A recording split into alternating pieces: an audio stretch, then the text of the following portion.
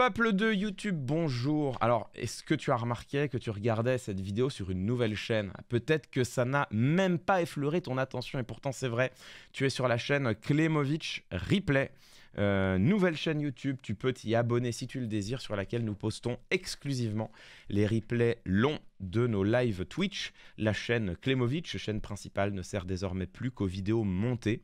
Donc voilà, c'est très bien. Écoutez, si vous n'étiez pas client des replays, que vous souhaitiez juste regarder les vidéos longues et que vous vous faisiez avoir, ah, j'ai encore cliqué sur une vidéo interminable.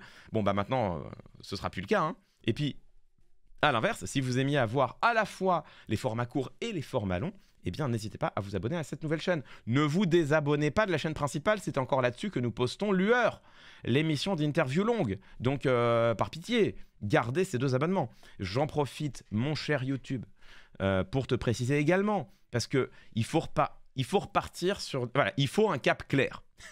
Il faut un cap clair. Il faut repartir sur des bases saines. Donc, mon cher YouTube, j'en profite pour te repréciser. Tu es ici sur un replay d'un live Twitch. Alors, c'est vrai que le rythme n'est pas celui auquel on est habitué sur YouTube. C'est vrai qu'on papote, c'est vrai qu'on digresse, on parenthèse, parfois on cherche ses mots. Il arrive que nous bafouillions un tout petit peu. Voilà. Alors, si tu aimes cette forme de spontanéité, de sincérité, d'immédiateté, si tu aimes vivre sur le moment, suivre un format long, voir la pensée se mettre en mouvement, se chercher et parfois se trouver, et parfois non d'ailleurs. Si tu aimes cet exercice, eh bien, bienvenue. Si tu trouves que ça casse les pieds, pour le dire poliment, que c'est trop long, qu'est-ce qu'il fait Viktorovic voilà, avec son casque sur la tête, à parler un peu seul pendant des heures, c'est pas comme ça qu'on l'a connu, nous on veut voir des chroniques, etc. Aucun problème. Contente-toi de ne pas suivre ces vidéos longues, voilà. Quitte de ce pas cette vidéo sans laisser un message désagréable, voilà. Pas la peine non plus d'être sévères les uns avec les autres, voilà. Prends acte du fait que ce n'est pas ce que tu étais venu chercher. Ça tombe bien, ce que tu es venu chercher, ça se trouve sur la chaîne principale Klemovic. Tu ne t'y feras pas polluer par nul autre replay que ce soit. Voilà, les vaches sont bien gardées. Voilà, simplement, reste gentil, voilà, tout simplement, reste poli. On n'a pas besoin de s'envoyer au visage des mots blessants, tout ça. Après, c'est mon monteur, après c'est ça, après c'est mon PEMF, c'est pour la fausse santé mentale de PEMF que je m'inquiète. Après, c'est lui qui les lit, qui me fait son rapport, tout ça, qui me dit, tu sais Clément, en ce moment, YouTube est un peu méchant, voilà, il endort plus la nuit, le pauvre, enfin bref, c'est terrible. Bien, alors, aujourd'hui, et nous, on fait comment? Ah bah alors là, alors vous pouvez aussi rejoindre la team Twitch, évidemment, hein, tous les lundis, mercredis, vendredis matin. Alors là, c'est terrible. Tu peux pas faire avance rapide, tu te tapes les pubs. C'est vrai que tu peux participer dans le chat. Ça c'est vrai. Tu peux. Alors au moins, tu peux râler en direct. Ça, c'est pas mal. Ça, voilà. 15 bannes ce matin au petit-déj, nous dit Pemf. Terrible. Bien, allez, on avance. Mesdames, messieurs, quelle heure il est? Il est 11h. On a 1h10 pour parler de Charles de Courson et Éric Coquerel. Qui l'eût cru? Qui l'eût cru, mesdames, messieurs? Qui l'eût cru que nous nous retrouverions dans ce contexte où ce sont le président de la commission des finances de l'Assemblée nationale et le rapporteur général du budget qui sont les héros du jour. Alors là, ça, on ne l'avait pas vu venir. Ça, mesdames, messieurs, c'est un hasard, un retournement de l'histoire que nous n'avions pas prévu. Mais la politique est belle également quand elle nous surprend. Bien, donc, je vous résume les épisodes précédents. Le problème auquel nous allons être rapidement confrontés en France, ça va être l'examen et l'adoption du budget. C'est le grand moment de la rentrée politique. Hein. C'est généralement ce qui occupe le Parlement entre les mois d'octobre et décembre, voire même septembre et décembre, puisque en réalité, les questions budgétaires, bien souvent, sont prises à bras-le-corps par la Commission des finances dès le mois de septembre. Et évidemment, c'est un moment essentiel, hein, puisque c'est le budget qui va décider dans les grandes lignes. Comment est-ce que l'État français va affecter son budget? va dépenser son argent, c'est-à-dire c'est le budget de l'État qui détermine en grande partie, qui décide en grande partie, qui traduit plutôt en grande partie les décisions politiques qui vont marquer l'année. Bon. Donc évidemment, l'examen du budget est un moment important. Et au sein de ce processus budgétaire, il y a un moment qui d'ordinaire fait peu de bruit. C'est l'envoi par Matignon aux différents ministères des lettres de plafond. Alors, qu'est-ce à dire que ceci? Eh bien, figurez-vous qu'en juillet, il est de coutume que, avant donc que le budget lui-même soit ficelé, mais en juillet, il est de coutume que Matignon, sur proposition de Bercy, sur proposition du ministère de l'économie et des finances, il est de coutume que Matignon, le Premier ministre, signe des lettres de plafond qu'il envoie aux différents ministères. Les lettres de plafond, c'est très important. C'est ce qui décide quels sont les crédits que les différents ministères vont pouvoir dépenser au maximum dans l'année. Donc, les lettres de plafond, c'est le moment où le Premier ministre dit à chaque ministère, voilà, quelle va être ton enveloppe budgétaire pour l'année. Et ensuite, sur le fondement de ces lettres de plafond, on élabore un budget qui, lui, est extrêmement détaillé et qui va occuper une bonne partie qui va occuper l'administration l'administration de Bercy, le Premier ministre, les ministres, qui va les occuper, comme je vous le disais, pendant tous les mois d'octobre, novembre et décembre. Si vous entendez de l'opéra, c'est ma voisine qui a mis un disque. Écoutez, qu'est-ce que vous voulez que je vous dise? Voilà. Qu'est-ce que vous voulez que je vous dise? Donc non, vous n'êtes pas fou, T'es à l'opéra, tout à fait, évidemment, un stream en direct de Garnier, comme vous le savez. Oui, on entend bien. Ah d'accord, je crois que c'était dans ma tête.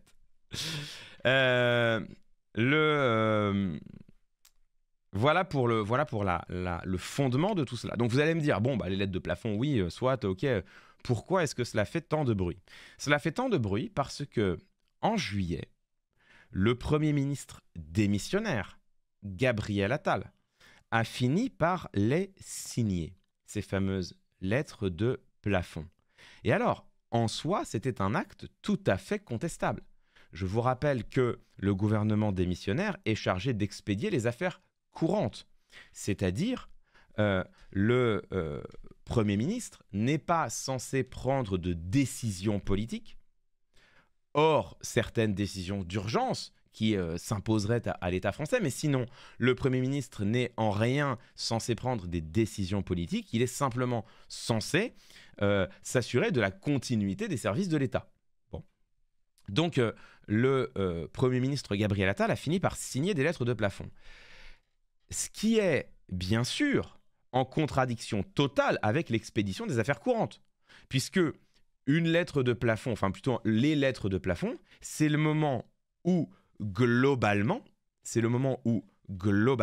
le Premier ministre décide quel sera le budget de chaque ministère. C'est donc le moment où, par exemple, sont décidées les coupes budgétaires, ou au contraire, sont décidées l'augmentation des enveloppes. Donc c'est un moment éminemment politique. Et donc en juillet, non seulement le Premier ministre Gabriel Attal a signé des lettres de plafond, mais de surcroît, ça a filtré dans la presse, de surcroît, il a signé des lettres de plafond qui dessinent en creux un budget d'économie, un budget même de rigueur, puisque le Premier ministre démissionnaire Gabriel Attal a décidé de geler l'enveloppe, enfin de geler les crédits dépensés par l'État, alors même qu'il y a 2% d'inflation. Donc, si on décide de ne pas dépenser davantage d'argent que lors de l'année précédente, alors même qu'il y a une inflation, ça veut dire en réalité que les dépenses de l'État vont diminuer. Okay ?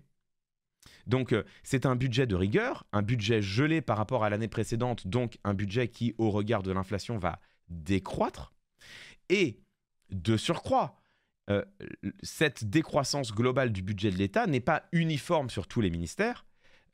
Gabriel Attal n'a pas demandé le même effort à tous les ministères. Il y en a certains qui, manifestement, ont été frappés beaucoup plus durement que d'autres par les demandes d'économie.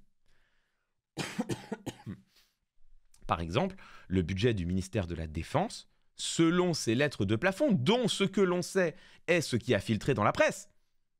Attention, ce que je vous dis là, c'est ce qui a filtré dans la presse.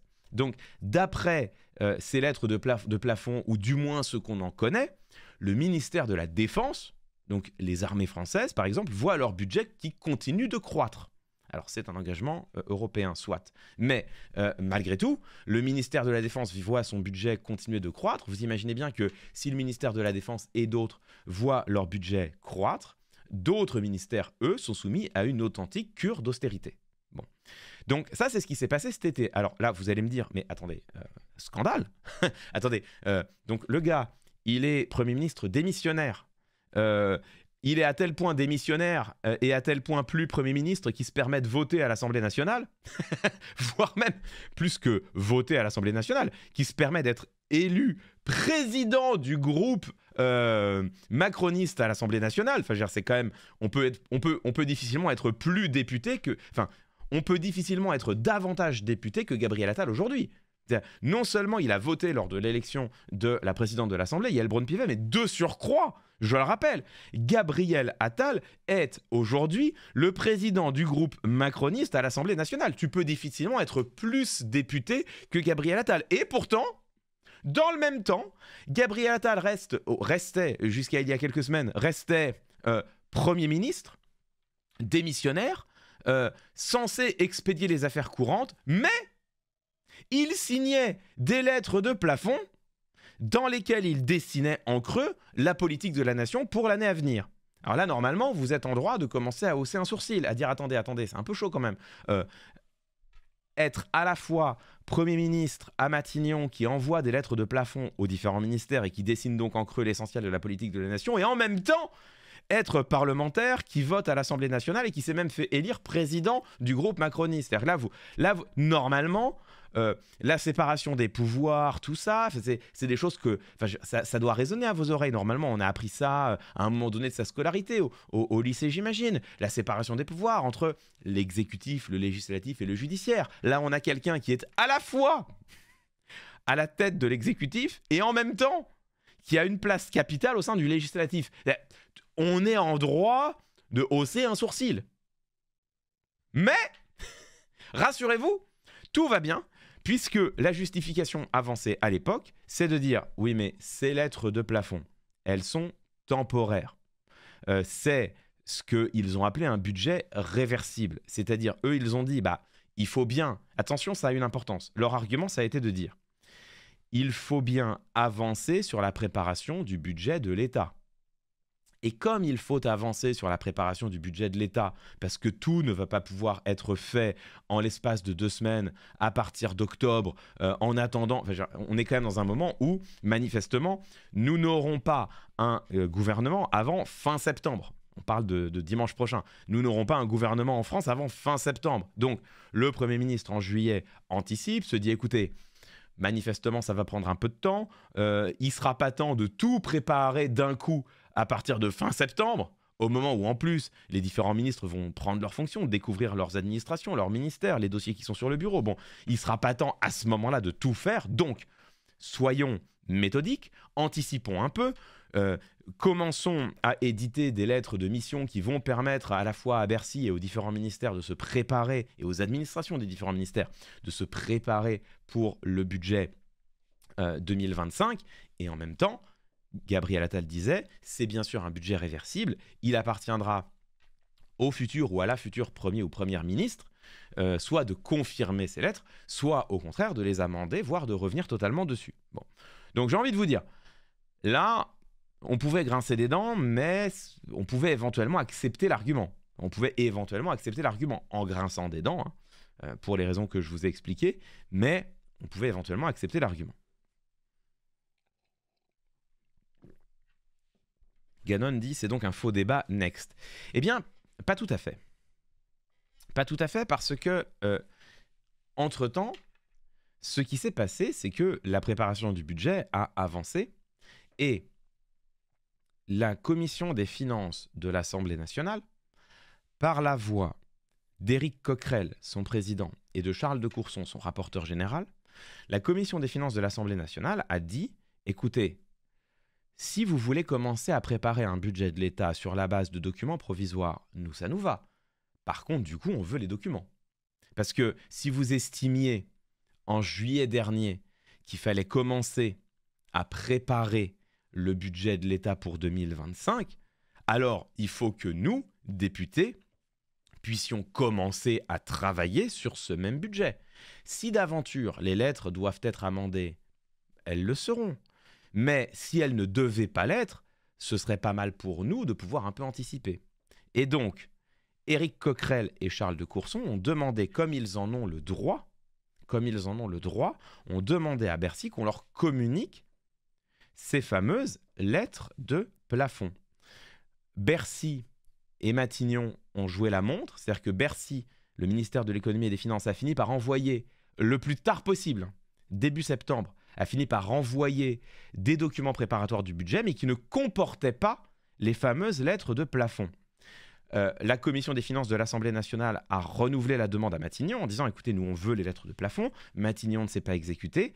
Et ça nous amène à ce qui s'est passé hier, c'est-à-dire Charles de Courson et Éric Coquerel. Alors attendez, est-ce que je peux trouver... Je suis sûr que oui. Hop là, il est où signé? Voilà.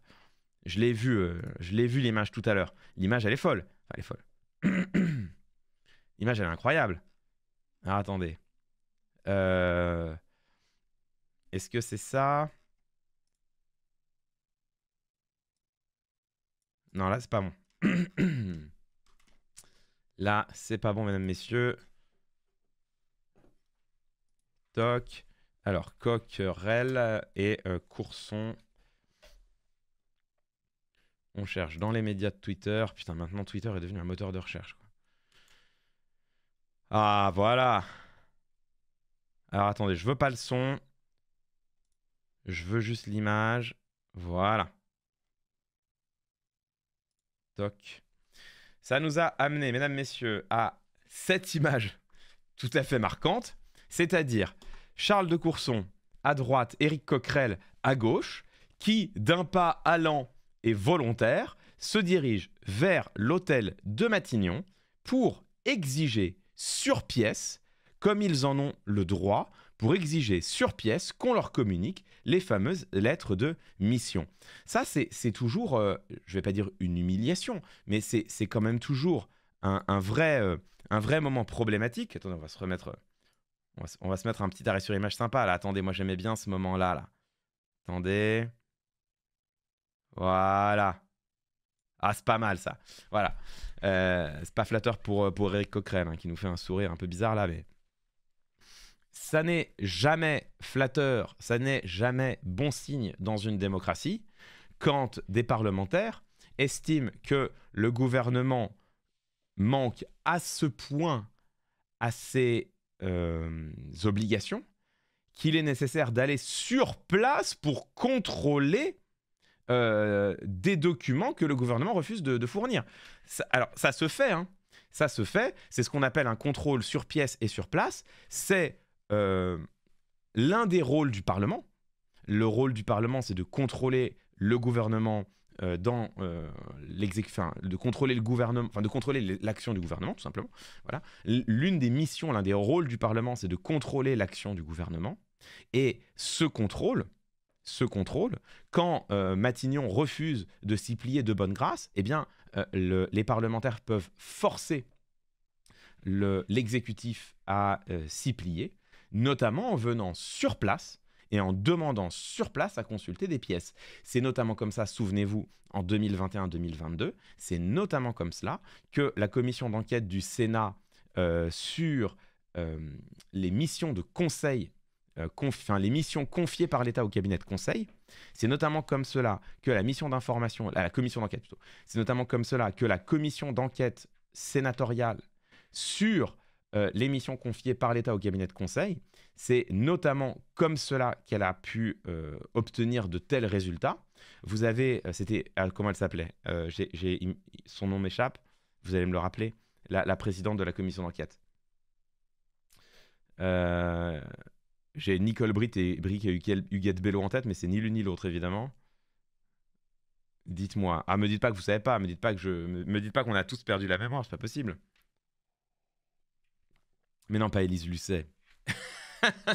Mais non, arrêtez.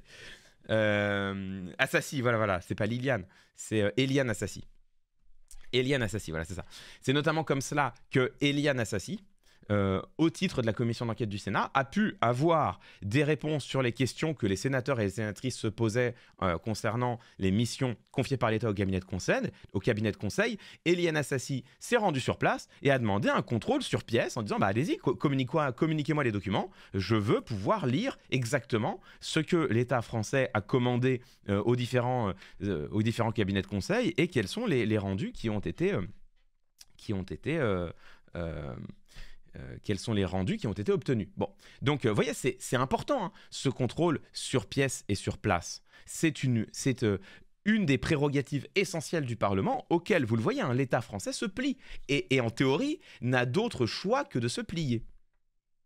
Sauf que, coup de théâtre, hier, vous avez donc Coquerel et Courson qui se sont rendus d'un pas nonchalant mais néanmoins volontaire, qui se sont rendus à Matignon et qui se sont vus opposer une fin de non-recevoir. Matignon leur a dit « Circulez, il n'y a rien à voir, oubliez les lettres de mission, vous ne les aurez pas. » Alors on va un peu creuser ça quand même. On va un peu creuser ça.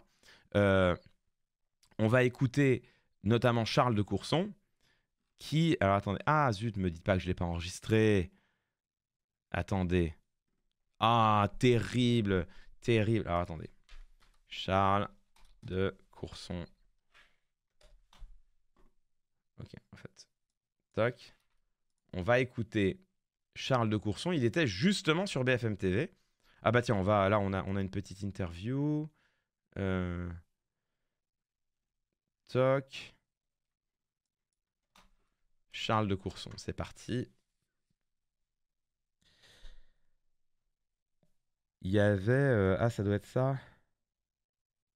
Ouais, je crois que c'est ça. 3-8. En plus, c'est intéressant. Hop. Écoutons. Toc. Il est là. Écoutons donc Charles de Courson. Il était l'invité hier soir de BFM TV. Au passage, vous allez regarder le titre de l'émission. Vous allez voir, le titre de l'émission en lui-même, il est déjà un peu pépite. Écoutons ce que dit Charles de Courson. Qu'est-ce qui vous a pris aujourd'hui d'entamer une marche avec un autre parlementaire, Éric Coquerel, de la France Insoumise, et de vous rendre à Matignon? Qu'êtes-vous allé faire? Moi, je suis un démocrate. Et je pense que le Parlement en France a toujours été humilié. Et que pour la première fois depuis 1958, l'absence de majorité fait qu'il faut respecter le Parlement. Sinon, ça se passera très mal. Et dans ce cadre, nous avons demandé depuis le mois de juillet au précédent gouvernement qui expédiait les affaires courantes de nous adresser toute une série de notes, en particulier des notes adressées par le directeur du Trésor et le directeur du budget à ses ministres sur l'exécution 2024 et la préparation 2025. Nous avons eu toutes ces notes. Et on lui avait demandé également, dès que les lettres plafond s'est signées par le Premier ministre, ce qui a été fait par M. Attal, de nous les transmettre. Je précise que les lettres plafond définissent le montant attribué à chaque ministre. Alors on fait une petite pause ici. Donc c'est une émission présentée par, j'imagine, il s'appelle Éric Brunet, c'est ça? Je me souviens plus de son prénom, je crois que c'est Éric Brunet. Je profite juste pour remarquer. Alors là, c'est vraiment au passage. Alors c'est pas ce qui nous intéresse aujourd'hui. Hein. Là, c'est vraiment juste cadeau. Hein. Ça, c'est pour vous. Ça, c'est parce que je vous aime bien. Hein. Ça, c'est juste cadeau. J'en profite pour remarquer le titre de cette émission de BFM. Liberté, égalité, Brunet. Alors BFM, déjà, non seulement BFM a du mal à faire la différence entre une rime en « et une rime en « est ». Bon, après, j'ai envie de vous dire, c'est sûr que la rime en « et » en langue française, c'est pas la plus facile. On est sur de la rime riche. On est vraiment sur du branding de grande qualité. On sent qu'il y a eu vraiment là un brainstorming publicitaire tout à fait majeur. La rime en « et », c'était pas facile. Rime en « et », rime en « est ». Écoutez, c'est bon, hein, c'est bon. Vous n'allez pas commencer. Voilà. Mais alors, on remarque surtout que donc non seulement d'un point de vue poétique, c'est absolument affligeant, mais de surcroît, ça ne pose absolument aucun problème à BFM TV de faire gicler la fraternité en dehors des valeurs de la République française. Alors là, vraiment, la fraternité, c'est une valeur tellement anecdotique qu'on peut se permettre de remplacer fraternité par Brunet. Voilà, je pose ça là. Je pose ça là. Hein. Écoutez, moi, voilà, je pose ça là. Vous en faites ce que vous voulez. Vous en tirez les conclusions que vous désirez. À titre personnel, en ce qui me concerne, ça m'a fait augmenter ce matin ma fréquence cardiaque. Voilà, je le dis, non mais je le dis, ça m'a donné un petit surcroît de tension. Écoutez, je ne connaissais pas le titre de cette émission. J'en ai perdu, je pense, quelques mois d'espérance de vie, là. Le cœur qui monte à 180, mais la tension sanguine à 18. Écoutez, après tout, qu'est-ce que c'est? Mais qu'est-ce que c'est que la devise républicaine? Qu'est-ce que c'est que la devise républicaine? Est-ce qu'on n'a pas le droit, nous aussi, de supprimer, d'oblitérer, d'invisibiliser une valeur aussi mineure, aussi mineure et peu essentielle que la fraternité au profit du nom du présentateur? J'ai envie de dire, voilà, il n'y a vraiment que des esprits étriqués, formalistes, légalistes, traditionnalistes, conservateurs comme le mien, qui s'en émeuvent. Le reste d'entre nous trouvons évidemment que c'est là une petite invention tout à fait facétieuse et agréable. Voilà, comme un clin d'œil à cette vieille devise républicaine qu'on a gravée au fronton de toutes nos mairies, rendez-vous compte. Oh, est-ce qu'on peut pas un peu s'amuser avec tout ça? Bref, voilà. Bon, j'avance, hein, parce que sinon on va s'énerver. J'avance, sinon on va s'énerver. Bien, de toute façon, on va s'énerver. Donc, écoutons la suite. Ministère pour remplir ses missions en fonction des priorités fixées par le gouvernement. Absolument. Et que la loi organique, dans son article 48, prévoit qu'avant le 14 juillet, on doit donner un rapport avec la maquette, c'est-à-dire le montant des crédits par chacune des missions, avec des commentaires sur pourquoi ça augmente, pourquoi ça baisse. Voyez. Donc vous y étiez avec Éric Coquerel, parlementaire, la France Insoumise, et membre de la Commission des Finances. Président. Ce matin, l'image là.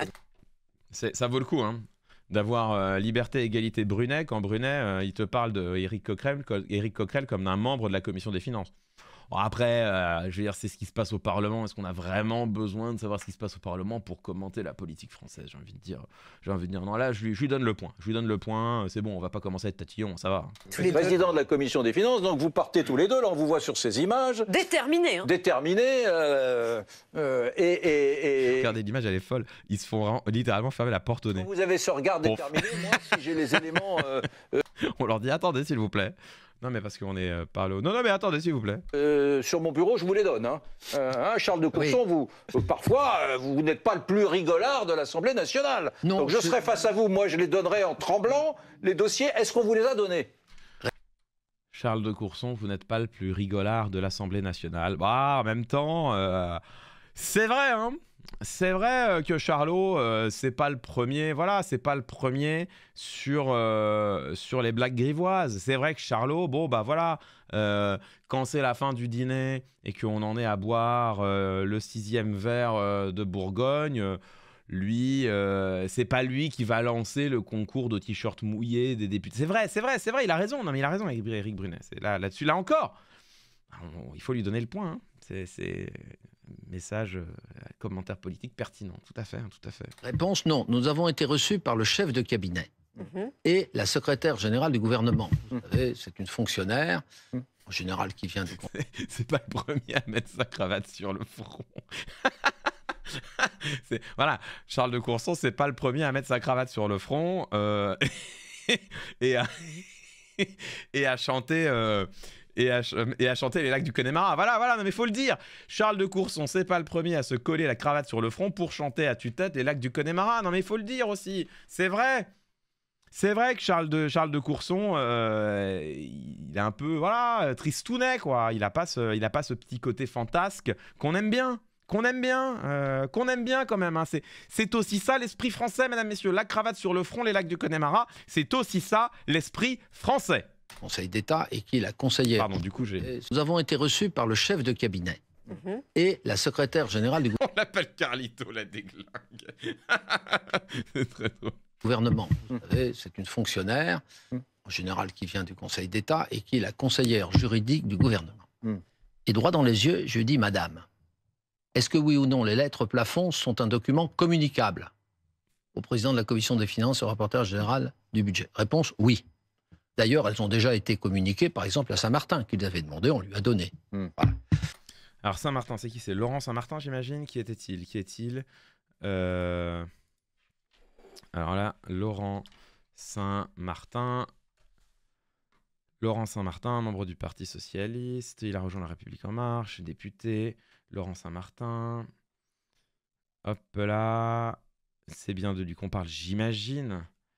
Conseiller régional. Ah voilà, il a été rapporteur. Voilà. Donc là, ici, Charles de Courson parle de Laurent Saint-Martin, évidemment, qui a été rapporteur général du budget de l'Assemblée nationale entre 2020 et 2022, c'est-à-dire un moment où La République En Marche, car à l'époque, souvenez-vous, ça s'appelait encore La République En Marche, avait la majorité absolue à l'Assemblée nationale. Donc ici, Charles de Courson parle de Laurent Saint-Martin qui a exercé au titre de La République En Marche exactement le même poste, la même fonction que lui au sein de la Commission des finances, c'est-à-dire être rapporteur général. Deuxième question, est-ce que vous devez les donner? L'argument, c'est de dire, bien sûr, les lettres de plafond sont communicables. La preuve, elles ont été communiquées à l'un de mes prédécesseurs, Laurent Saint-Martin, qui faisait partie du mouvement présidentiel. Oui. D'ailleurs, elles ont déjà été communiquées, par exemple, à Saint-Martin, qu'il avait demandé, on lui a donné. Voilà. Deuxième question, est-ce que vous devez les donner? Est-ce que le Premier ministre doit les donner? Alors là, grand débat. Voilà. Nous disons que oui. Et d'ailleurs, nos collègues sénateurs ont fait d'ailleurs un rapport là-dessus. Ils ont la même position. Disant, oui, ils doivent nous les donner. Mais on ne vous les a pas donnés. Et on ne nous les a pas donnés. Parce que Matignon dit qu'il n'y a aucune obligation constitutionnelle ou législative. Enfin, bref, ça a fait flop, votre histoire. C'est tout, pas du tout. C'est la Constitution. Le rapporteur du budget et le président de la Commission des finances de l'Assemblée nationale et du Sénat ont droit à tous les documents, y compris préparatoires. D'ailleurs, on les avait eus dans les notes, par exemple, de la direction du budget. Vous êtes en train de dire que le nouveau Premier ministre est dans l'illégalité en refusant de vous communiquer ces éléments budgétaires auxquels vous avez un droit d'accès légal. Absolument. Bien, alors, merci à Charles de Courson qui nous explique donc que le nouveau Premier ministre est bien dans l'illégalité,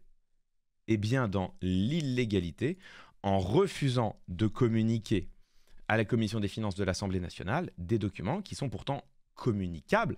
Et la position de Charles de Courson, c'est de dire, puisque la Commission des finances a droit par la Constitution de se faire communiquer tous les documents qu'elle estime nécessaires, si un document est communicable, il doit être communiqué s'il est demandé. Bon, s'il est demandé. Alors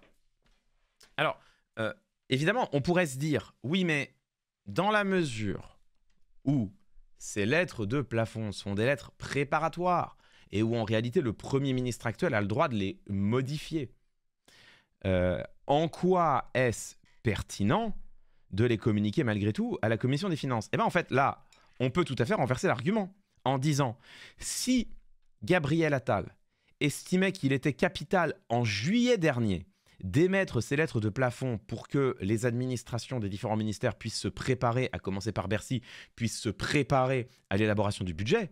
C'est-à-dire, si Gabriel Attal estimait qu'il était nécessaire d'émettre ces lettres de plafond en juillet dernier, quand bien même elles seraient préparatoires, s'il estimait que c'était nécessaire pour la préparation du budget, quand bien même elles seraient provisoires plutôt.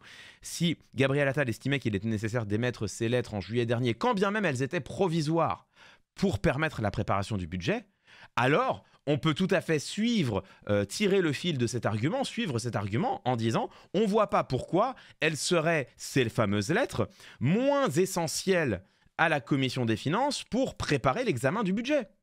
C'est exactement le même argument. Si pour Gabriel Attal, il était nécessaire d'émettre ces lettres en juillet dernier, quand bien même elles étaient provisoires et donc pouvaient être modifiées par la suite, on ne voit pas pourquoi il n'est pas aussi essentiel pour la commission des finances de l'Assemblée nationale et du Sénat par ailleurs de disposer de ces lettres à l'avance au moment où elles sont émises, quand bien même elles devraient ensuite être modifiées.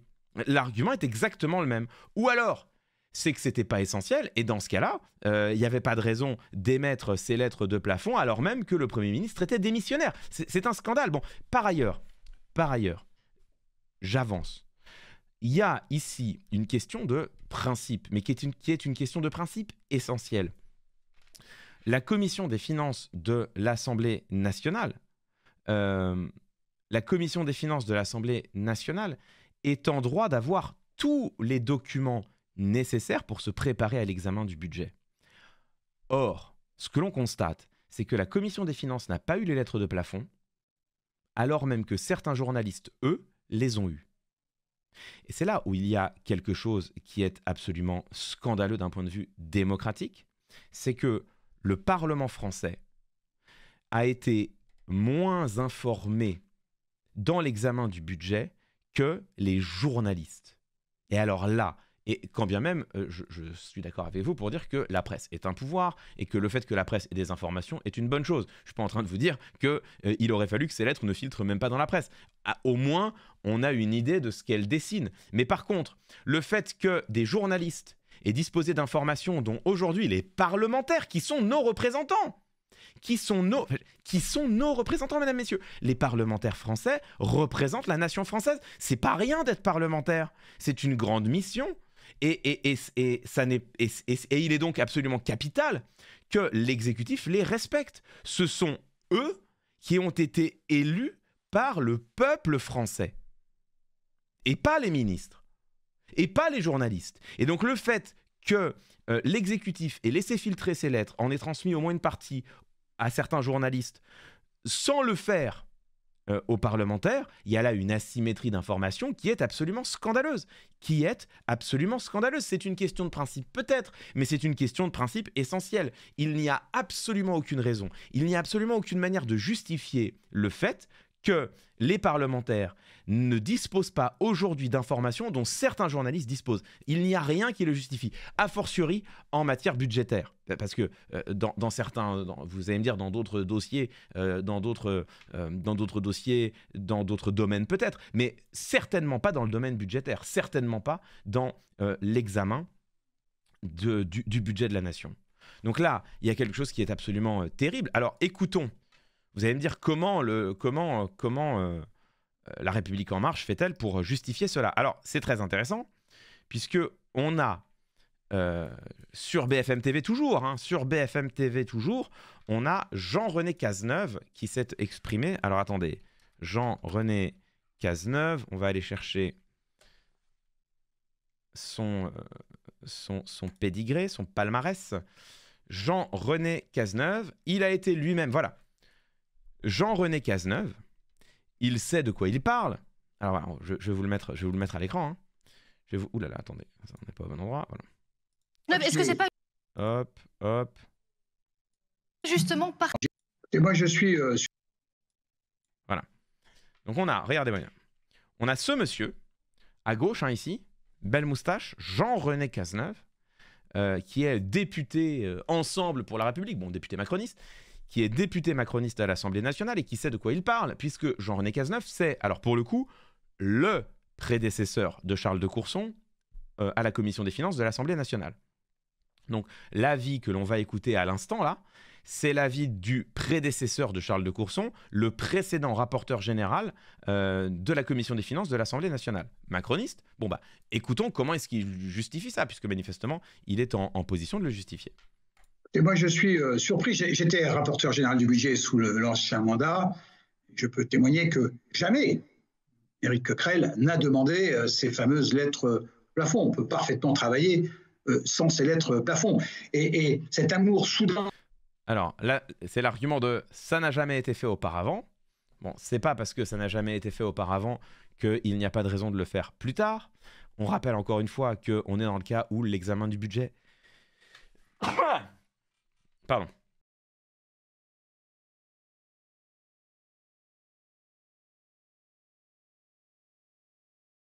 Hop là, les allergies. Hein.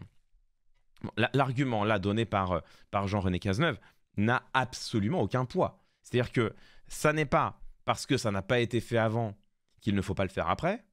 La question, ça n'est pas le précédent, est-ce qu'on le faisait auparavant? La question, c'est est-ce qu'il y a lieu aujourd'hui de le faire? Et est-ce que, dans ce cas, la Commission des finances est en situation, en position de faire cette demande est-ce que cette demande, elle est légale et légitime? Et en l'occurrence, on est dans le cas où l'examen du budget est en train de prendre du retard. Et dans le cadre de ce retard, ça peut être tout à fait nécessaire pour la Commission des finances de l'Assemblée nationale, du moins ça peut être intéressant pour la Commission des finances de l'Assemblée nationale de prendre connaissance aujourd'hui de ce qui est en train de se préparer. Bon. Donc on peut tout à fait dire que le contexte actuel est un peu particulier, l'examen du budget précisément est en train de prendre du retard, et donc c'est pas parce que hier ces lettres de plafond n'étaient pas nécessaires au travail parlementaire qu'elles ne le sont pas aujourd'hui. Donc là l'argument est évidemment très mauvais argument. Et que jamais Éric Coquerel n'a demandé ces fameuses lettres plafond. On peut parfaitement travailler sans ces lettres plafond. Et cet amour soudain, ce besoin impérieux d'obtenir ces lettres ne me paraît pas lié à des objectifs concrets de travail sur le budget, mais plutôt à une volonté de politique spectacle, de donner en spectacle devant les journalistes, de faire le buzz, d'aller faire les matinales dans les différentes télévisions. Donc voilà, je suis très surpris par cette attitude. Vous savez, nous n'avons pas aujourd'hui de ministre du budget. Et donc les lettres plafond, ces fameuses lettres plafond, vont être évidemment modifiées par le prochain ministre du budget. Mais Jean-René Cazeneuve, est-ce que c'est pas justement parce Alors, attendez, est-ce qu'il reste beaucoup de temps ou pas? On va aller au bout. Que la situation est très particulière, justement. Il y a du retard dans la formation de ce gouvernement. Le budget lui-même, pour la première fois dans la Ve République, va sans doute être adopté avec du retard. Est-ce que c'est pas pour ça, tout simplement, qu'effectivement, pour la première fois peut-être, selon vous, Éric Coquerel réclame ces lettres plafond? Mais ça ne sert à rien, si vous voulez. Ça ne sert à rien d'aller chercher des lettres plafond qui sont obsolètes parce qu'elles vont être évidemment modifiées par le nouveau gouvernement et le nouveau ministre du budget. Donc il faut faire les choses dans l'ordre. Nous avons 3 mois pour examiner le budget. Donc on n'est pas à quelques jours près, si vous voulez. Donc vraiment, j'en appelle, moi, à l'apaisement, à essayer de travailler sereinement. L'Assemblée nationale a besoin de travailler calmement et pas de faire ces démonstrations voilà, de spectacle, de se donner en spectacle comme le font aujourd'hui le président et le rapporteur général du budget. Alors, intéressant, hein. Là, au fond, l'argument... Alors, il y a 2 arguments par Jean-René Cazeneuve. Bon, le premier argument, on l'a examiné ensemble...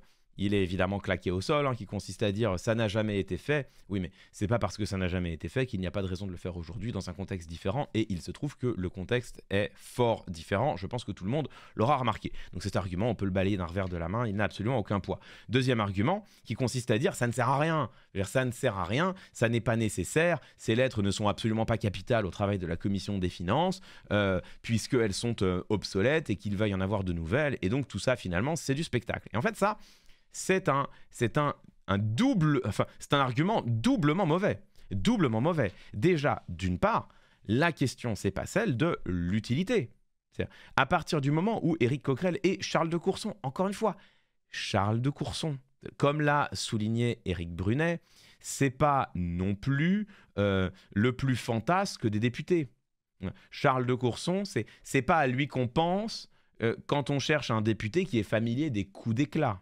Vous voyez, donc, à partir du moment où Charles de Courson estime que ces lettres sont importantes, on peut peut-être partir du principe qu'il a quelques raisons de l'estimer. Bon. Mais même, quand bien même, vous remarquerez que c'est pas Joël rigolo. Putain, c'était ça la bonne vanne, évidemment, Pem, t'as raison, voilà. évidemment, Charles de Courson, c'est pas vraiment Jo le rigolo. C'est encore une fois, bon. Donc on peut déjà lui faire peut-être une confiance minimale pour se dire que si lui estime que c'est essentiel, c'est que quelque part ça doit être important. Bon. Ensuite, la question n'est pas là. C'est ça qui est fabuleux, c'est que ici, Jean-René Cazeneuve se situe sur le plan de l'utilité ou non de ces lettres de plafond. Mais j'ai envie de vous dire, la question n'est même pas là. La question, c'est simplement que si la commission des finances de l'Assemblée nationale les demande, elle a droit de les obtenir. Enfin, c'est tout simplement ça, c'est une question de légalité. C'est d'ailleurs le point soulevé par Charles de Courson lui-même. Si la commission des finances de l'Assemblée nationale demande ces documents, au titre du contrôle des actions du gouvernement, enfin au titre du contrôle de l'action du gouvernement, elle a le droit de les consulter. Tout simplement. Elle a le droit de les consulter. Donc, c'est même pas la question de est-ce que c'est utile ou pas. Ici, Jean-René Cazeneuve rentre dans des détails, rentre dans des considérations plutôt. Ici, Jean-René Cazeneuve rentre dans des considérations qui ne sont pas essentielles, qui sont presque hors sujet. Si la commission des finances le demande, elle a le droit de les avoir. Et alors, l'argument de la plus grande mauvaise... Enfin, l'argument de mauvaise foi ultime dans cette intervention, c'est de dire tout ça, c'est de la politique spectacle. Mais on rappelle, pour quelle raison est-ce que Éric Coquerel et Charles de Courson, on le rappelle, qui n'est toujours pas le plus exubérant des députés de l'Assemblée nationale, pourquoi est-ce que Éric Coquerel et Charles de Courson finissent par avoir ce besoin de se rendre à pied jusqu'à Matignon, se faisant au passage filmer par toutes les caméras de toutes les chaînes d'information? La seule raison pour laquelle ils finissent par s'y rendre à pied, c'est parce qu'ils demandent ces lettres de mission depuis maintenant 3 mois, enfin pas 3 mois, depuis maintenant 2 mois, et qu'ils ne les ont pas obtenues. C'est là où l'argument de Jean-René Cazeneuve s'effondre complètement. Il dit c'est de la politique spectacle. Mais il aurait suffi que Matignon les envoie les lettres. Il n'y avait pas de politique spectacle. Il n'y avait pas besoin de se rendre à pied à l'hôtel de Matignon. Bon. Donc là, on voit bien que Jean-René Cazeneuve utilise des arguments qui sont nuls et non avenus et qui lui permettent tout simplement d'esquiver la seule question qui vaille. La commission des finances de l'Assemblée nationale est-elle en droit de demander ces documents? Manifestement oui. D'ailleurs, s'il estimait qu'elle n'était pas en droit de demander ces documents, c'est ça l'argument qu'il aurait choisi. Il aurait dit, bah écoutez, ces documents, pardon, mais ne font pas du tout partie des pièces qui sont des pièces Enfin, ces lettres de plafond ne font pas partie des pièces que le gouvernement est dans l'obligation de communiquer si elles sont demandées. Donc, la commission des finances les a demandées, la demande a été refusée, point. Vous voyez, si jamais il estimait qu'il n'y avait pas d'obligation de communiquer ces documents, c'est ça la ligne qu'il aurait pris, en disant oui, bah écoutez, à un moment donné, on vit dans des institutions, il faut les respecter. Si ces lettres ne sont pas exigibles, comme le dit quelqu'un dans le chat, merci à toi Kéllode, si ces lettres, si le gouvernement n'est pas dans l'obligation de communiquer ces lettres de plafond, bah c'est son choix. On peut le déplorer si vous voulez, mais c'est son choix. C'est pas ça l'argument qu'il choisit. L'argument qu'il choisit, c'est de dire non mais elles servent à rien ces lettres. Donc vous voyez, il esquive la seule question qui vaille. Y a-t-il une obligation institutionnelle pour le gouvernement de communiquer ces lettres? Manifestement oui. C'est ce que dit Charles de Courson et son prédécesseur macroniste n'en disconvient pas ou semble ne pas en disconvenir. Donc, y a-t-il une obligation de communiquer ces lettres? Apparemment, oui. Y a-t-il une légitimité à ce qu'elles soient communiquées à partir du moment où certains journalistes y ont eu accès? Le fait que les parlementaires n'y aient pas accès, c'est quand même problématique. Donc oui, il y a une légitimité à ce qu'elles soient communiquées. Y a-t-il une utilité à ce qu'elles soient communiquées? On peut partir du principe que si le gouvernement lui-même estimait qu'il était nécessaire de faire ces lettres de plafond dans l'été, les parlementaires eux-mêmes peuvent estimer qu'il est nécessaire qu'ils y aient accès avant qu'arrivent sur leur bureau les documents budgétaires eux-mêmes. Donc, tout cela pour arriver à une conclusion assez simple, c'est encore une fois un déni de démocratie. Alors pour le coup, c'est pas un déni de démocratie. Le gouvernement vient ici de se mettre dans l'illégalité, dans le non-respect des institutions elles-mêmes. Je vous rappelle que la définition d'un État de droit, c'est un État qui se soumet aux règles qu'il édicte. À partir du moment où, par la Constitution, comme par la loi organique, le Parlement confirme... Enfin, pardon. Oui, c'est ça. À partir du moment où, par la Constitution, comme par la loi organique, le Parlement est confirmé, érigé dans sa fonction de contrôle des actes du gouvernement, Le gouvernement n'a pas le choix que de se plier à ce contrôle. Et s'il le refuse, il se met dans l'illégalité, c'est même pire que ça, il sort de l'état de droit. C'est-à-dire que toute cette affaire qui peut sembler être un grain de poussière, toute cette affaire, pour en arriver à cette conclusion qui, elle, n'a absolument rien d'anecdotique, le gouvernement, en tout cas tel qu'il semble, au vu des pièces du dossier et des déclarations des uns et des autres, le gouvernement semble bien s'être mis là en dehors de l'état de droit en refusant de se soumettre aux règles que l'État a édictées et qui s'imposent à lui. Enfin, c'est pas l'État, aux règles de la République française qui s'imposent au gouvernement. Ça n'est pas rien, me semble-t-il. D'autant que, dernière pièce dans le dossier, je vous ai gardé... alors attendez, qu'est-ce que c'est que ça? Voilà. Je vous ai gardé je ne sais pas si c'est le meilleur, mais je vous ai gardé la dernière pièce pour la fin. Ça, c'est très intéressant. C'est... il faut que je me connecte, il faut que je me connexionne. Papier paru dans Mediapart. Hop là. Papier paru dans Mediapart hier soir, qu'on va lire ensemble, du coup, que j'ai lu ce matin. Budget de points, le bras d'honneur de Barnier et Macron à la représentation nationale. Alors, ça reprend une grande partie de ce qu'on a déjà dit. Hein. J'aurais pu me contenter de lire le papier, mais c'était plus rigolo de faire l'analyse soi-même. Inouïe, la scène qui s'est nouée à la mi-journée ce mardi à l'hôtel de Matignon. Encore plus inouïe et même scandaleuse son issue. Le président de la commission des finances de l'Assemblée nationale, Éric Coquerel, et le rapporteur général du budget, Charles Courson, se sont déplacés jusqu'au bureau du Premier ministre Michel Barnier pour exiger d'obtenir les documents de préparation du budget 2025 du pays, comme la loi leur en donne le droit. Il s'agissait d'une première dans l'histoire de la 5e, mais les deux plus hauts responsables de la commission des finances sont ressortis les mains vides. Il faut prendre le temps de réaliser ce que signifie cet épisode. Historiquement, la construction du parlementarisme et l'édification de la séparation des pouvoirs ont reposé partout dans le monde sur l'instauration d'une forme de contrôle des dépenses publiques par les représentants et les représentantes du peuple. On est assez sidéré parce qu'on nous a refusé la consultation de ces documents, dont je rappelle que c'est un droit constitutionnel, s'est exclamé Éric Coquerel. C'est un déni de plus des droits du Parlement, n'a-t-il pu que constater. On prive le Parlement d'informations nécessaires auxquelles il a le droit pour préparer les décisions budgétaires. Éric Coquerel rappelle que l'évaluation, le contrôle et l'adoption du budget sont des droits constitutionnels donnés au Parlement. Et en effet, d'exhumer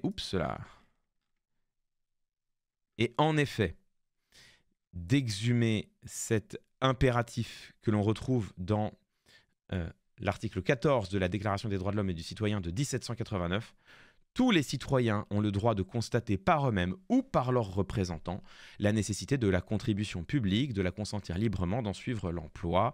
Autrement dit, tous les citoyens ont le droit de constater par eux-mêmes ou par leurs représentants comment est utilisé, décidé, dépensé l'impôt.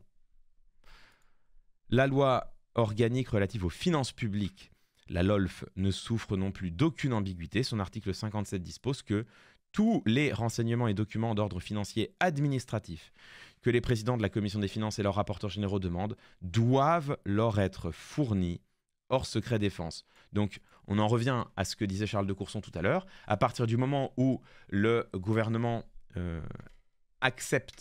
concède contraint et forcé, à partir du moment où le gouvernement concède contraint et forcé que les lettres de plafond sont communicables, si les responsables de la commission des finances le demandent, les lettres doivent être communiquées. Ok. Une décision très politique. Cette fois, les députés voulaient mettre la main sur les lettres de plafond fixant les crédits prévus pour l'année 2025, ministère par ministère.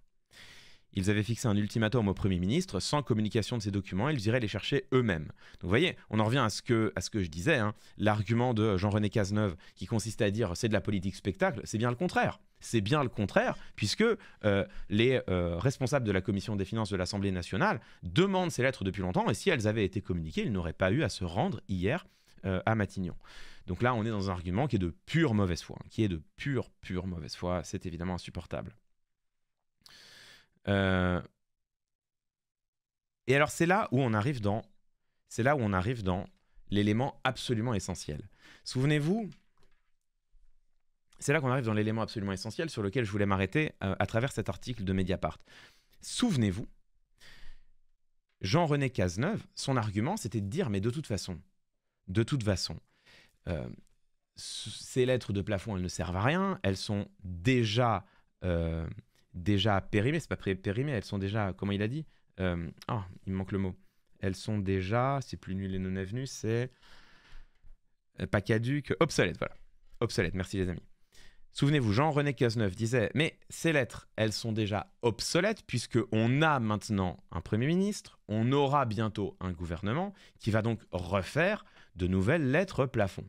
Donc ces documents sont obsolètes, il n'y a aucune raison pour la Commission des finances de le demander. » Et alors regardez cette information que sort Mediapart, que je n'ai pas vue ailleurs, ça existe peut-être ailleurs, moi je l'ai lu ici, mais cette information absolument capitale que reprend Mediapart. Tard dans la nuit de lundi à mardi, Michel Barnier avait envoyé un courrier aux 2 députés ainsi qu'à leurs homologues du Sénat pour leur signifier que le budget 2025 serait construit sur la base des lettres plafond, tout en se réservant le droit de l'amender, mais sans leur donner les fameuses lettres qu'ils réclament depuis des jours. Donc là, vous voyez, sous vos yeux ébahis, écartelé façon puzzle l'argument de Jean-René Cazeneuve qui disait « Mais de toute façon, ces lettres sont obsolètes ». Bah non, la preuve, Michel Barnier lui-même admet que le budget 2025 sera construit sur la base des lettres plafond, tout en se réservant le droit de l'amender. Mais là, on comprend bien que c'est bien sur la base générale de ces lettres plafond que sera élaboré le budget. Il est donc tout à fait légitime et même tout à fait essentiel pour les députés de la Commission des finances d'y avoir accès pour préparer l'examen du budget. Enfin, là, il n'y a plus rien dans la défense du gouvernement qui tienne. Il n'y a plus rien dans la défense, dans la ligne du gouvernement qui tienne. Même l'argument consistant à dire « Mais pourquoi voulez-vous ces fameuses lettres? Elles sont obsolètes. » Mais non! Et c'est pas moi qui le dis. C'est manifestement, d'après Mediapart, Michel Barnier lui-même qui admet que son budget sera grosso modo construit sur la base, et même pas grosso modo, sera construit sur la base des lettres plafond, modulo, quelques ajustements, quelques amendements, mais la déclaration ici est parfaitement claire. Et c'est là qu'on voit en quoi est-ce que ces lettres plafond n'ont absolument rien de neutre. Elles fixent un cadre clair, les lettres plafond émises en juillet dernier. Et donc là, on arrive au fait absolument terrible que certains journalistes aient eu accès à des documents auxquels les parlementaires n'ont pas eux-mêmes accès.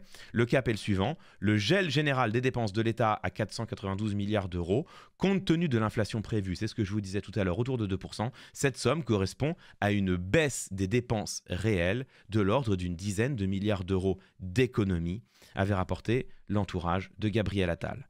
Une décision très politique donc, et là on a le dossier qui est complet. Le gouvernement de Gabriel Attal a pris des décisions politiques dans l'été alors qu'il était censé gérer les affaires courantes. Ces décisions politiques sont en train, manifestement, de l'aveu de Michel Barnier lui-même, d'être confirmées par l'actuel Premier ministre. On voit donc que les décisions prises en juillet ont bien des conséquences sur la politique de la nation, donc ça jette un regard rétrospectif tout à fait sévère sur l'action de Gabriel Attal. Gabriel Attal, on le sait donc aujourd'hui, qui tout à la fois, mais c'est quand même fou, hein, Gabriel Attal qui tout à la fois siégeait à l'Assemblée nationale en tant que président du groupe macroniste, et en même temps occupait l'hôtel de Matignon dans lequel il a préparé des lettres de plafond qui déterminent de facto aujourd'hui, qui sont en train de facto de déterminer la politique de la nation pour l'année 2025. C'est-à-dire, ça jette un regard rétrospectif sur ce qui s'est passé en juillet qui est tout à fait scandaleux, avec une absence absolue de séparation des pouvoirs. Bon. Et alors là, les pièces du puzzle se mettent en place. Le fait que ces lettres soit en train, en ce moment même, de déterminer la politique que suivra Michel Barnier, alors même que Michel Barnier refuse de les communiquer à la Commission des finances de l'Assemblée nationale, qui en a le droit, et qui en a même, on le sait donc, besoin, qui en a même besoin, puisque, encore une fois, ces lettres sont en train de servir de fondement au budget 2025, c'est un scandale absolu. C'est un scandale démocratique absolu. C'est une négation des obligations qui pèsent sur le gouvernement de par nos institutions. C'est le Premier ministre qui, avant même, c'est incroyable, le Premier ministre qui, avant même de nommer son gouvernement, s'est déjà assis sur nos institutions. Enfin, c'est fou.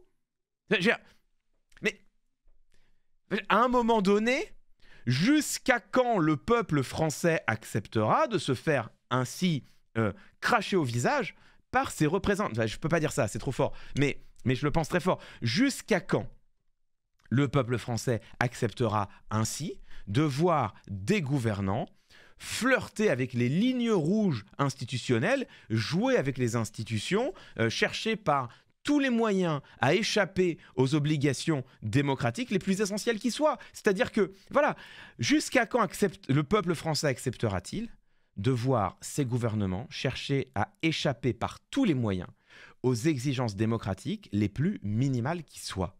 C'est ça la bonne question. On a déjà vu Emmanuel Macron échapper à l'exigence de respecter le résultat des élections en ne donnant même pas au nouveau Front populaire la chance de tenter de constituer un gouvernement. Nous voyons maintenant Michel Barnier qui s'assoit sur le Parlement lui-même en refusant de communiquer des documents qui sont pourtant communicables et qui doivent donc être communiqués, a fortiori, quand ces documents, les fameuses lettres de plafond, sont en train de servir de base à l'élaboration du budget 2025.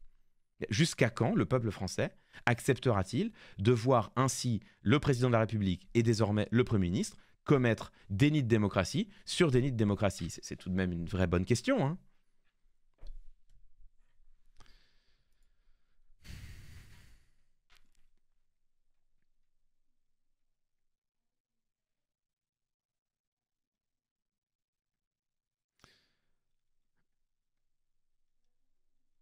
Je vous lis la fin de l'article.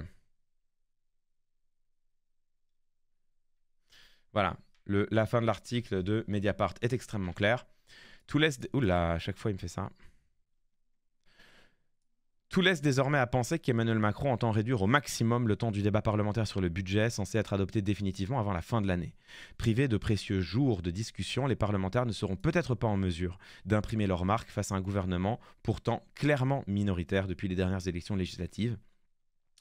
On se trouve là dans la droite ligne de la stratégie déployée par Bruno Le Maire depuis plusieurs mois, à coup de dissimulation répétée d'informations budgétaires clés et d'entretien de l'opacité, afin de mettre le Parlement devant le fait accompli et d'imposer ses choix budgétaires, un pas de plus dans les mensonges répétés et les manœuvres destinées à exonérer Emmanuel Macron et l'équipe gouvernementale sortante de l'échec de la politique économique qu'ils ont menée pendant 7 ans. En laissant les 2 députés repartir bredouille de Matignon, Michel Barnier signifie clairement qu'il s'inscrit dans la même stratégie. La promesse d'un gouvernement autonome de l'Élysée, aussi peu crédible qu'elle ait pu paraître, a déjà fait long feu. La prochaine étape est écrite. Malgré les diverses déclarations de Michel Barnier laissant entendre depuis sa nomination qu'il ne refuse pas d'emblée toute hausse d'impôts. Bon, bref. Ok, d'accord. Très bien.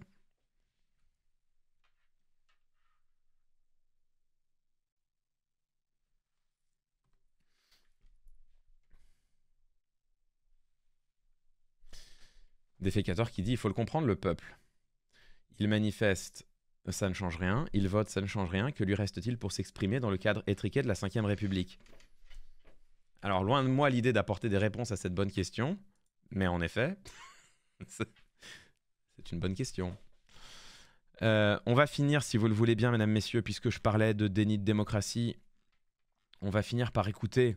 Ah, allez, pourquoi pas, hein, puisqu'on parlait de déni de démocratie et que je lis les commentaires, hein, je lis les commentaires sur Twitter, je lis les commentaires sur YouTube, voilà, je lis de nombreuses voix qui me disent « Mais Comment peux-tu parler de déni de démocratie alors même qu'aucun parti n'a réellement gagné les élections législatives, alors même que le Nouveau Front Populaire est également en situation minoritaire, alors même que Lucie Castet n'aurait jamais pu gouverner, qu'elle aurait été immédiatement censurée, alors même que le Nouveau Front Populaire n'est pas parvenu à imposer l'un des siens à la tête de l'Assemblée nationale. Comment peux-tu réellement parler de déni de démocratie? Bon, alors, je ne suis pas le seul à en parler, hein. Il y a certains constitutionnalistes qui se sont exprimés et qui sont sur cette même ligne. On a entendu Dominique de Villepin, ancien Premier ministre, pas le plus grand des gauchistes, convenons-en, être également sur la même ligne. On voit que Charles de Courson est lui-même extrêmement critique sur un autre registre. Il y a une nouvelle voix qui s'est exprimée en ce sens. Pardon. Il y a une nouvelle voix qui s'est exprimée en ce sens et qui mérite, je crois, d'être entendue. Alors attendez, je vais aller chercher sa bio, hein, comme d'habitude. Hop là.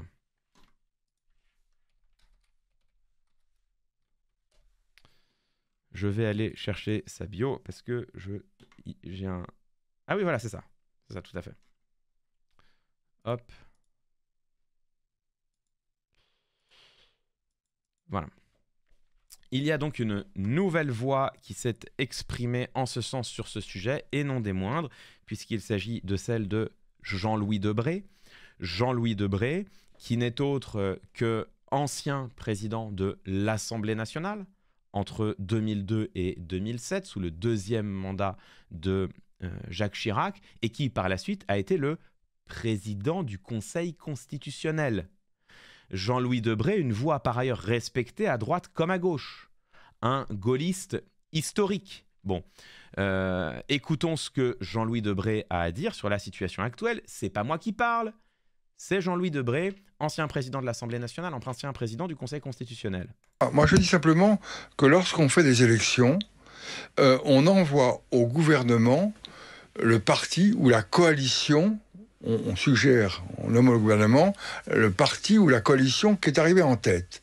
Là, je m'attendais à ce que, compte tenu du résultat des élections législatives, qui est sans ambiguïté, le président de la République en tire les conclusions et demande au parti de gauche qui s'appelle le Nouveau Front Populaire de prendre sa responsabilité, et on a revu le résultat. Et il ne l'a pas fait. Donc il a une responsabilité aussi dans la situation que l'on traverse, dans cette crise que certains qualifient crise politique, crise institutionnelle, crise du régime. Il a une responsabilité fondamentale. Si vous voulez, c'est que il y a eu l'élection européenne. Il a commencé à nous dire pendant l'élection européenne que l'élection européenne n'avait rien à voir avec la situation française. Et le soir même, alors qu'il devrait consulter le président de l'Assemblée, le président du Sénat, le Premier ministre, il les a simplement informés un quart d'heure avant, il décide de dissoudre. Voilà, moi, ce que je trouve terrible dans la situation actuelle, Macron a cassé la droite républicaine. Il a cassé la gauche républicaine et il n'a rien reconstruit. Et voilà donc la fin de cette séquence nous est moins essentielle.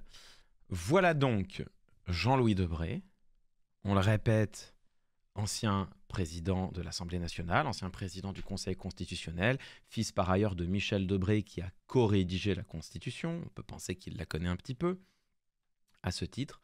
Voilà Michel Debré, voilà Jean-Louis Debré qui, lui aussi, estime que selon toutes les traditions républicaines françaises, selon toutes les traditions parlementaires que l'on constate dans les autres régimes européens et même extra-européens, Jean-Louis Debré qui estime que le Nouveau Front Populaire avait absolument toute légitimité à tenter de constituer un gouvernement. Y serait-il parvenu? Nul ne le sait, mais comme le disait Dominique de Villepin, c'est la vidéo que nous regardions lundi, ça n'était pas à Emmanuel Macron d'apporter cette réponse.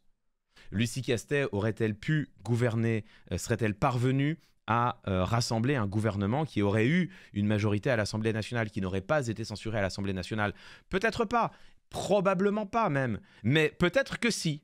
Et en tout cas, ça n'était pas à Emmanuel Macron d'apporter la réponse à cette question, c'était à Lucie Castet et au Nouveau Front Populaire de tenter de faire ses preuves.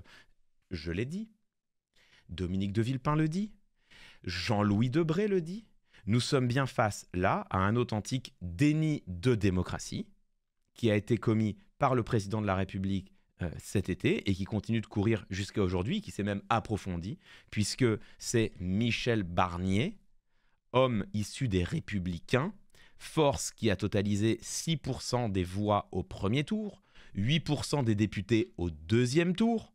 C'est Michel Barnier qui représente 6% des voix au premier tour et 8% des sièges au second tour, qui est en train aujourd'hui de constituer un gouvernement.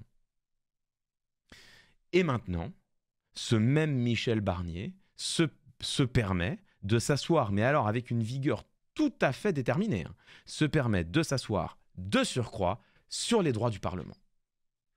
Bon bah écoutez, moi je ne sais pas ce qu'il vous faut, hein, à un moment donné, je ne pensais pas vivre ça de mon vivant, je ne peux pas vous dire que j'en suis tout à fait enthousiasmé, mais je ne sais pas ce qu'il vous faut. Enfin, là, le mot de déni de démocratie, je ne vois pas en quoi on peut désormais le dénier. Prendre juste un instant, se poser un tout petit peu et se dire que nous vivons en 2024, le moment où la France connaît de la part du chef de l'État un déni de démocratie manifeste, ça ne me semble pas être la moindre des nouvelles. Peut-être pourrions-nous commencer à se dire qu'il y a quelque chose qui cloche dans notre démocratie. N'est-ce pas? Allez hop, c'est dans la boîte, tac. Oh, on se sera fait, on a voyagé aujourd'hui. Hein. Mesdames, messieurs, on a voyagé. Hein. On a voyagé. Que faire? Ah bah, écoutez, que faire? Ça, c'est sûrement pas. Ça, c'est sûrement pas moi qui vais répondre à cette question, hein, parce que pour le coup, on est en ligne devant 6000 personnes. Les replays sont vus par des dizaines de milliers, voire des centaines de milliers d'entre vous. Donc, c'est sûrement pas moi qui vais prendre la responsabilité de vous dire que faire. Mais voilà, on n'a pas parlé de la procédure de destitution engagée par la France Insoumise, qui n'a absolument aucune chance d'aboutir, hein, c'est tout à fait vrai, a fortiori depuis que le Parti Socialiste a annoncé à l'avance qu'il voterait contre, mais même avant, hein, même avant, de toute façon, il n'y avait absolument aucune chance que ça passe au Sénat, aucune chance que ça passe à l'Assemblée nationale à partir du moment où le Rassemblement national s'était positionné contre. Bref, cette procédure n'a absolument aucune chance d'aboutir. Par contre, je pense, moi, que c'est tout à fait une bonne chose qu'elle ait lieu. J'ai changé d'avis là-dessus. Au début, j'ai dit oh là là, ça y est, la France Insoumise qui fait encore son spectacle. Et en fait, j'ai changé d'opinion, honnêtement. Je pense qu'aujourd'hui, quand on voit l'ampleur du déni de démocratie qui est en train d'être commis, je pense que c'est bien la moindre des choses que les parlementaires puissent en débattre dans l'hémicycle de l'Assemblée nationale. Je pense que c'est bien la moindre des choses. Est-ce que ça aboutira? Est-ce que la procédure ira à son terme? J'y crois pas un seul instant. Mais déjà, d'une part, on ne peut pas préjuger du vote des députés et des sénateurs. C'est-à-dire que, vu la pente sur laquelle la République est engagée, on ne peut absolument pas préjuger de ce que donnera cette procédure de destitution. On a déjà vu des choses qui semblent être impossibles devenir réelles d'un mois sur l'autre. Hein. Donc déjà, ne présumons pas du résultat de cette procédure, même si on peut dire qu'elle a très peu de chances d'aboutir. Et d'autre part, encore une fois, je pense là pour le coup qu'il faut être conséquent avec ses analyses. Je pense qu'il faut être conséquent avec ses propres analyses. Je pense qu'à partir du moment où tu fais l'analyse d'un déni de démocratie, tu fais l'analyse d'un fonctionnement biaisé, voire distordu des institutions, bon bah... c'est la moindre des choses que de dire que la question de la destitution, à minima, elle se pose. On verra bien quelles réponses apporteront les parlementaires. Mais moi, que les parlementaires puissent aujourd'hui débattre de l'attitude et des décisions du chef de l'État dans l'hémicycle de l'Assemblée nationale, je pense que le fait que ce débat existe est une bonne chose. Et puis voilà, ils présenteront chacune et chacun leurs arguments, ils diront tout le bien ou le mal qu'ils pensent de cette procédure, ils et elles voteront, et c'est très bien comme ça. Mais dans l'état actuel du champ politique et institutionnel français, je pense que c'est je pense que c'est une très bonne chose que ce débat existe à l'Assemblée nationale. Je pense que pour le coup, le fait que les parlementaires soient saisis de cette question et puissent s'exprimer, débattre sur cette question essentielle, hein, le chef de l'État a-t-il commis un déni de démocratie? Je pense que c'est une bonne chose. Je pense que c'est une bonne chose. On suivra évidemment ce débat attentivement sur cette chaîne.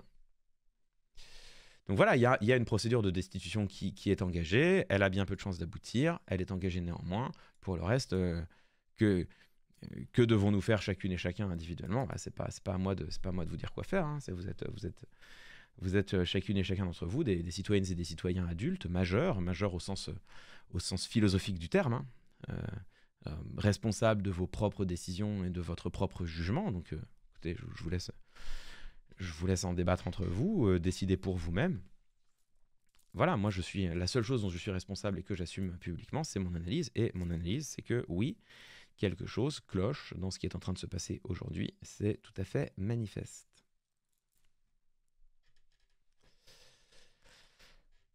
Il est midi, on est en ligne depuis 2 heures.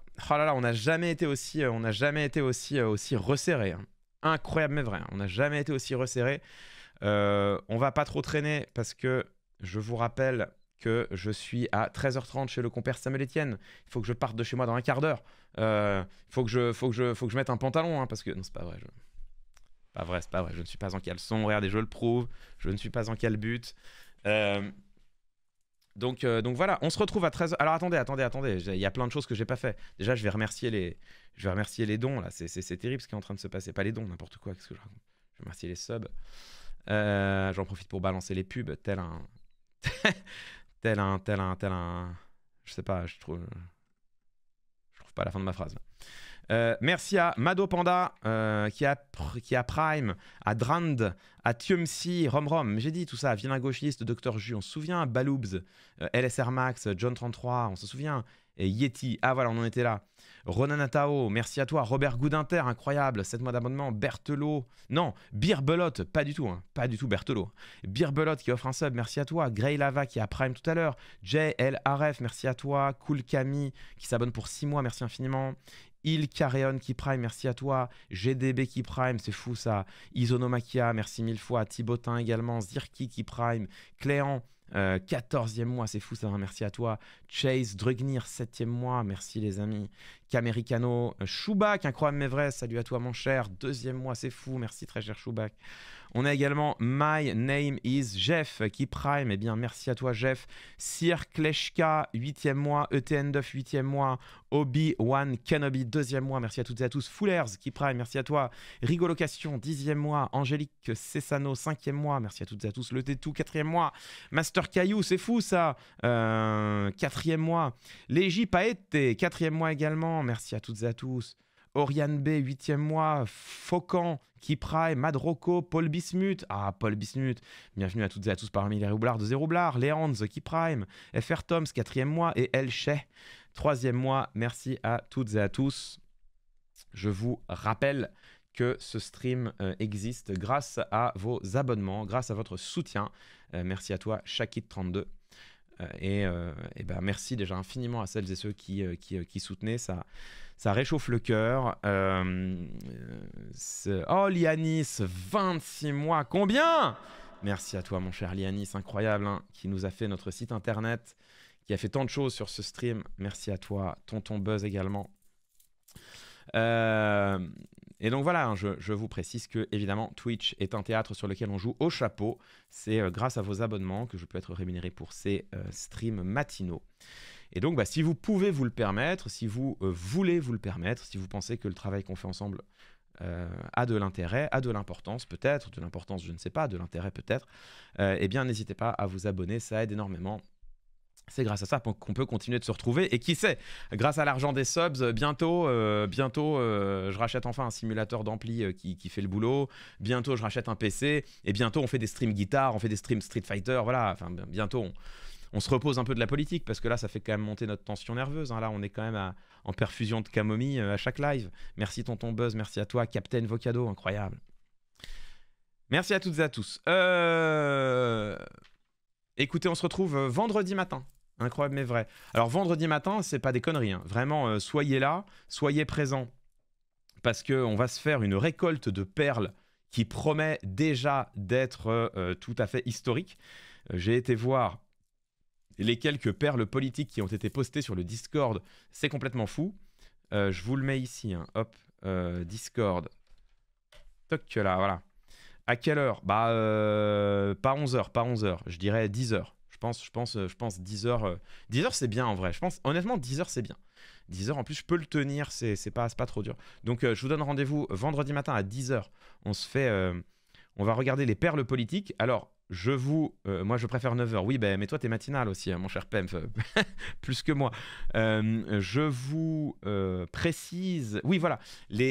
Qu'est-ce que c'est les perles? Parce que peut-être certaines parmi vous, vous ne savez pas. C'est la séquence durant laquelle, c'est la matinée durant laquelle on se détend.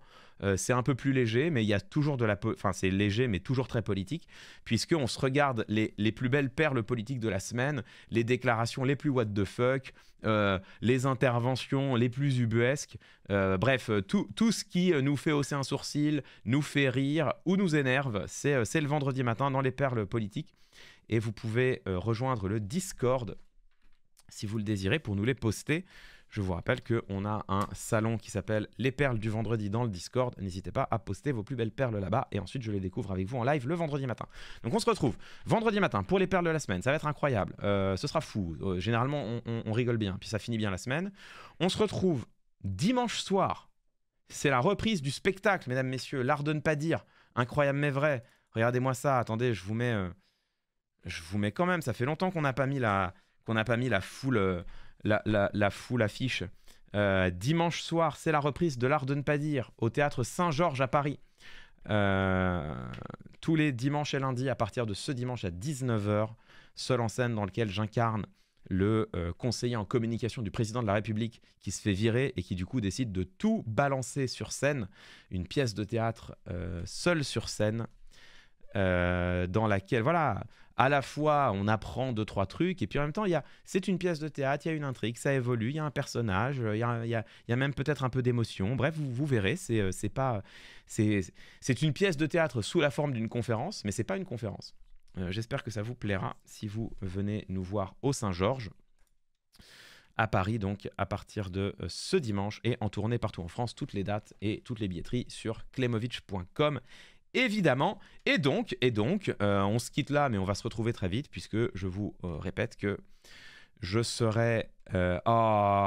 Lianis, avec le petit effet de message, là, bien joué. Bien joué. Lianis qui dit « Ce dimanche 20h, retrouvez-nous sur Discord avec la présidente d'Amnesty International France pour discuter du recul des droits des personnes exilées et des violences contre les populations civiles dans les conflits. Animation organisée par notre cher Tarka sur le Discord. » Et oui, parce que sur le Discord Klemovitch, sachez-le, certes, on recueille les perles, etc., mais il y a aussi des animations spécifiques, et notamment des soirées de discussion avec des représentants d'ONG, de grandes associations, et généralement animées par Tarka. Donc là, en l'occurrence, c'est le cas avec la présidente d'Amnesty International France. Bravo à vous, la team Discord, pour l'organisation de ce rendez-vous.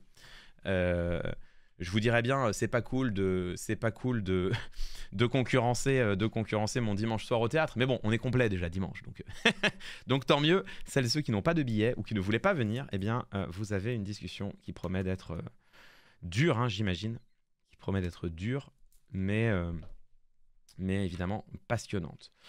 Et donc, on se retrouve tout à l'heure à 13h30 sur la chaîne Twitch de Samuel Etienne pour parler de plein de trucs. Petite interview, là. Incroyable, mais vrai. Il est en ligne, Samuel? Attendez, je crois pas. Hein. Attendez, je regarde.